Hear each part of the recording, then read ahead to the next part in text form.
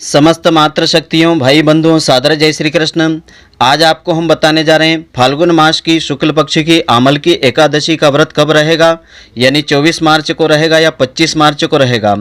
तो इसकी व्रत कथा, पूजा विधि और इसका खास महत्व भी आज आपको हम बताएंगे।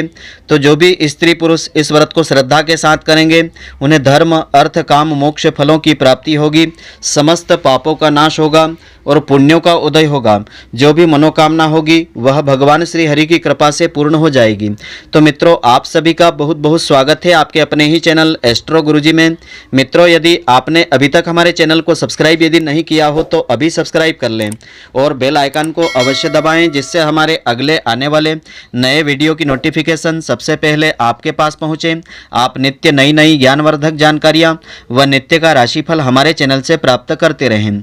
तो फाल्गुन मास शुक्ल पक्ष की उदयात तिथि की एकादशी, तो पंचांग के अनुसार फाल्गुन शुक्ल पक्ष की एकादशी को आमल की एकादशी का व्रत करने का विधान है।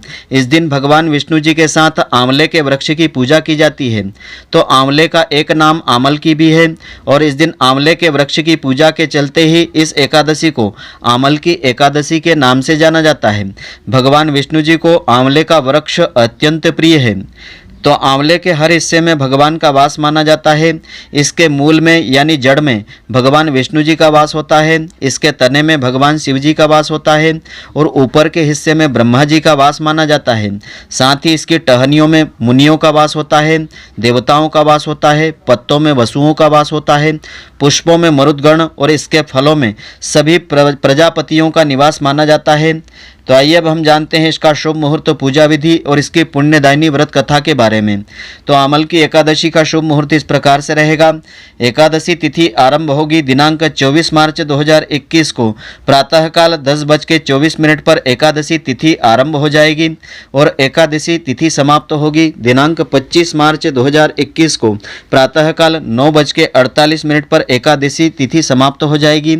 उदयात तिथि होने के कारण 25 मार्च 2021 को ही यह व्रत रखा जाएगा।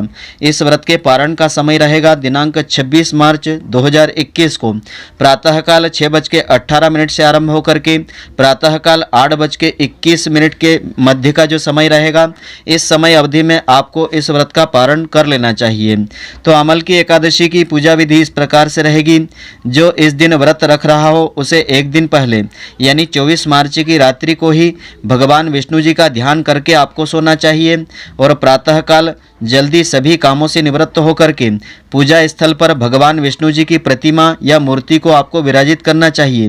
इसके बाद प्रतिमा के सामने हाथ में तिल, कुशा और खुला सिक्का, जल, पुष्प आदि लेकर के संकल्प लेना चाहिए। इस प्रकार से आपको उच्चारण करना चाहिए कि मैं भगवान विष्णु जी की प्रसन्नता एवं मोक्ष की कामना से आमल की एकादशी का व्रत रखता हूँ। मेरा यह व्रत सफलतापूर्वक पूरा हो जाए, इसके लिए श्री हरि मुझे अपनी शरण में लेवे और मुझे शक्ति प्रदान करें। इसके बाद इस मंत्र का भी उच्चारण आपको करना चाहिए। तो संकल्प का मंत्र इस प्रकार से है, इस मंत्र का उच्चारण करें। मम कायिक वाचिक मानसिक सांसर्गिक पातक पाक दूरितक क्षय पूर्वकम श्रुति स्मृति प्राणोक्त फल प्राप्ति श्री परमेश्वर प्रीति कामनाएं आमल की एकादशी व्रतम अहम करिष्ये। यदि संस्कृत में उच्चारण आप नहीं करते हैं तो इसके पहले हमने जो हिंदी में बताया है उसे ही उच्चारण करके आप हाथ में जल लेकर के उसे भगवान श्री हरि के सामने छोड़ देवें। इसके बाद भगवान विष्णु जी की 16 उपचार से यानी 16 प्रकार से पूजा अर्चना करें। आप चाहें तो पंचोपचार से पूजा करें, आप अपनी शक्ति सामर्थ्य के अनुसार भगवान श्री हरि की पूजा करें। फिर आंवले के वृक्ष की पूजा करें। इसके लिए सबसे पहले वृक्ष के चारों ओर भूमि को साफ स्वच्छ करें, उसे गाय के गोबर से पवित्र कर लें। पेड़ की जड़ में एक वेदी चावल आदि से बना करके उस वेदी के ऊपर एक कलश विराजित करें, तांबे का कलश विराजित करें। इस कलश में देवताओं, तीर्थों एवं सागर को आमंत्रित करें। तीर्थ का जल आदि उसमें डाल देवें। कलश में सुगंधित द्रव्य डालें, पंचरत्न डालें। इसके ऊपर 5 तरह के पत्तों को रखें। फिर एक शुद्ध घी का दिया प्रज्वलित करें। कलश पर श्रीखंड यानी चंदन का लेप करें और वस्त्र अर्पित करें। अंत में कलश के ऊपर भगवान विष्णु जी के छठे अवतार भगवान परशुराम जी की मूर्ति भी स्थापित करें। विधिवत रूप से भगवान परशुराम जी की पूजा करें। रात्रि में विष्णु सहस्त्र नाम का पाठ करें, भागवत कथा का श्रवण करें, भजन कीर्तन करते हुए प्रभु का ध्यान स्मरण आदि करें। अगले दिन प्रातःकाल ब्राह्मणों को भोजन करवा करके दक्षिणा देवें। साथ ही भगवान परशुराम जी की मूर्ति सहित वह जो कलश है किसी भी ब्राह्मण को भेंट कर देवें। इसके बाद स्वयं भोजन ग्रहण करें। इस प्रकार से इस व्रत का पारण आपको करना चाहिए। तो इसकी पुण्यदायिनी व्रत कथा इस प्रकार से है। इस व्रत कथा को इस दिन श्रद्धापूर्वक एकाग्र मन से श्रवण करने से धर्म, अर्थ, काम, मोक्ष फलों की प्राप्ति होती है और इस व्रत का संपूर्ण फल प्राप्त होता है। तो कथा इस प्रकार से है। भगवान श्री कृष्ण जी कहते हैं कि हे धर्मराज युधिष्ठिर, मैं तुम्हें फाल्गुन मास शुक्ल पक्ष की एकादशी व्रत की विधि और विशेष महात्म्य बतलाता हूँ, ध्यानपूर्वक सुनो। इस एकादशी का नाम आमल की एकादशी है। इसके पवित्र व्रत से समस्त पाप जल करके भस्म हो जाते हैं और जीवन में सफलता प्राप्त होती है। इसका पुण्य 1000 गौदान के बराबर फल प्राप्त होता है। अंत समय में विष्णु धाम में स्थान मिल जाता है। तो त्रेता युग में एक दिन महान राजा मानधाता ने वशिष्ठ जी से पूछा कि हे ब्राह्मण श्रेष्ठ, यदि आपकी मुझ पर कृपा दृष्टि हो तो किसी ऐसे व्रत को बताइए जिसको करने से मेरा कल्याण हो जाए। तो महर्षि वशिष्ठ जी कहते हैं कि आमल की एक महान वृक्ष है जो समस्त पापों का नाश करने वाला है। भगवान विष्णु जी के थूकने पर उनके श्रीमुख से चंद्रमा के समान कांतिमान एक बिंदु प्रकट हुआ था और वह बिंदु जो है पृथ्वी पर गिरा और उसी आमल की आंवले का महान वृक्ष उत्पन्न हो गया उसी क्षण।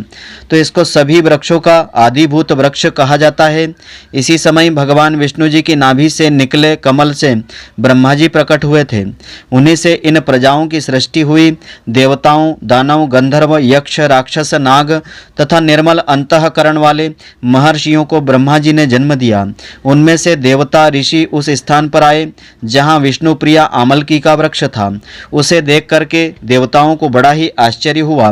वे उत्कंठापूर्वक उस वृक्ष की ओर देखने लगे और विचार करने लगे कि वृक्ष आदि तो पूर्व कल्प की भांति होते हैं जो सबके सब सुपरिचित हैं, किंतु अब तक हमने इस वृक्ष को नहीं देखा था।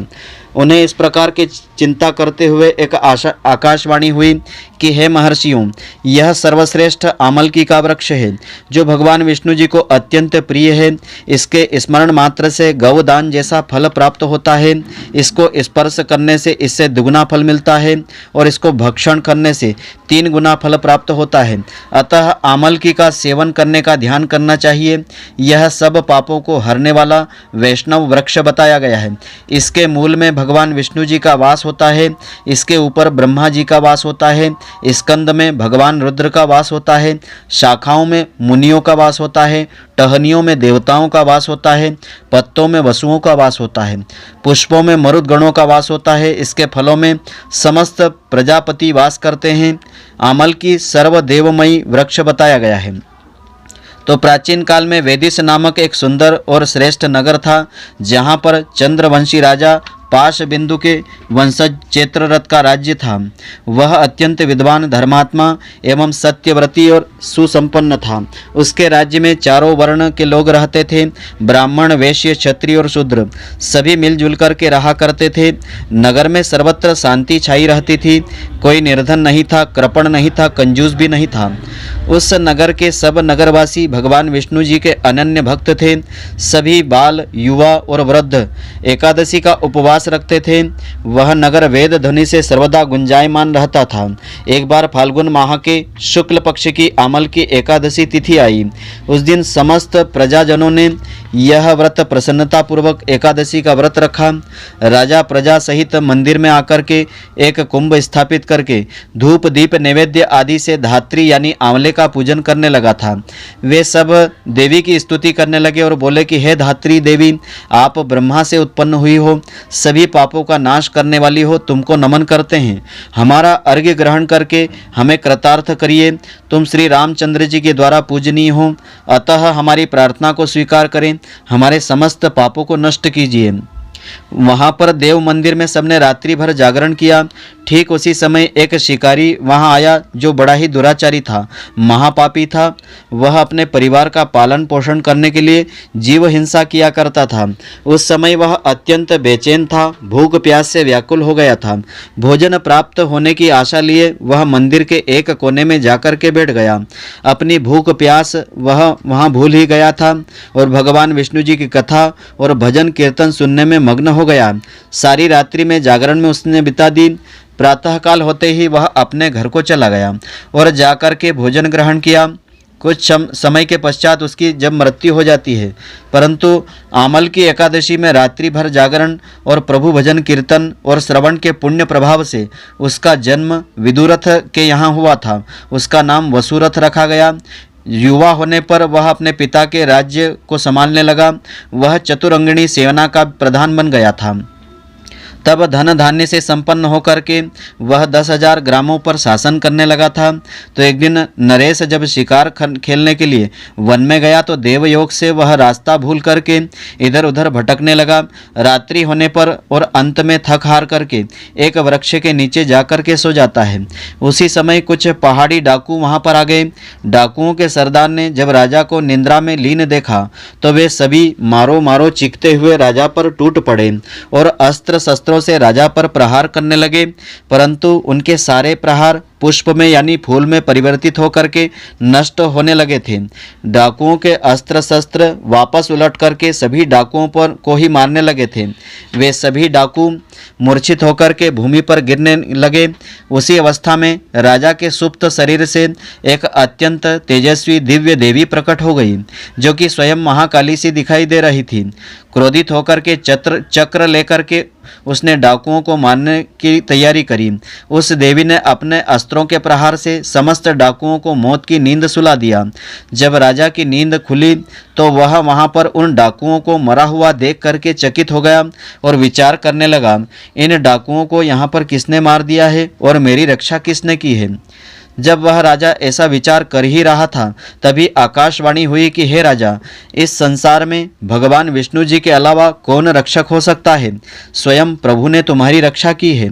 तो आकाशवाणी सुनकर के भगवान विष्णु जी को प्रणाम किया और प्रसन्न चित्त होकर के अपने महल में वापस आकर के सुखपूर्वक रहने लगा।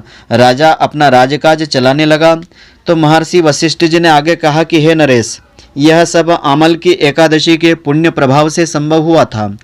तो यह जो व्रत कथा है ब्रह्मांड पुराण में वर्णित की गई है। इस दिन इस व्रत कथा को श्रद्धा पूर्वक श्रवण करने से और इस व्रत को करने से धर्म अर्थ काम मोक्ष फलों की प्राप्ति होती है। समस्त पापों का नाश हो जाता है। इसमें फलाहार का विधान इस प्रकार से है।